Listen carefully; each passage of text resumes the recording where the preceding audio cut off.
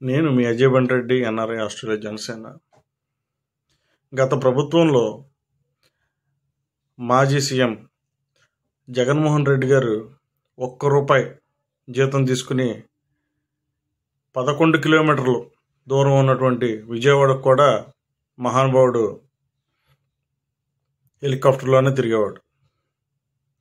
మరి ఆ మనిషికి పదవి చేపట్టిన కొత్తలో పవన్ కళ్యాణ్ గారు నేను జీతం తీసుకుంటాను, దానికి కట్టుబడి ఉండి నేను ప్రజల సొమ్ము తింటున్నాను కాబట్టి వాళ్ళకి నా శ్రమను దారబోసి నేను చేయాల్సిన పని కరెక్ట్గా చేస్తా అని చెప్పిన వ్యక్తి ఈయన.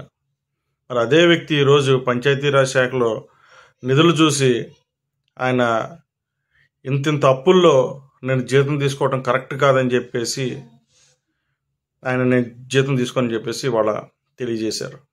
మరి ఇది నాయకుడికి ఉండే లక్షణం.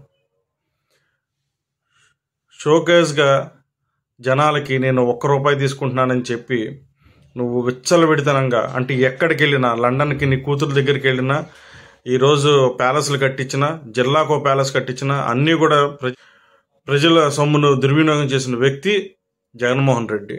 అలాంటి వ్యక్తికి చంద్రబాబు నాయుడు గారు కానీ పవన్ కళ్యాణ్ గారు కానీ ఈరోజు కూడా పవన్ కళ్యాణ్ గారు ఎక్కడికైనా వెళ్ళాలంటే తన కాన్వాయ్లోనే వెళ్తున్నారు. సో ప్రజల సొమ్మును దుర్వినియోగం చేయకూడదు. అలాగే ఆంధ్రప్రదేశ్ చాలా అప్పుల్లో కూరుకుపోయిందని చెప్పేసి ఈరోజు ఆయన వచ్చి చెప్పిన విషయం నేను జీతం తీసుకోనని చెప్పేసి, ఇది ఒక నిబద్ధత కలిగినటువంటి నాయకుడికి ఉండే లక్షణం. జై జనసేన, జై హింద్.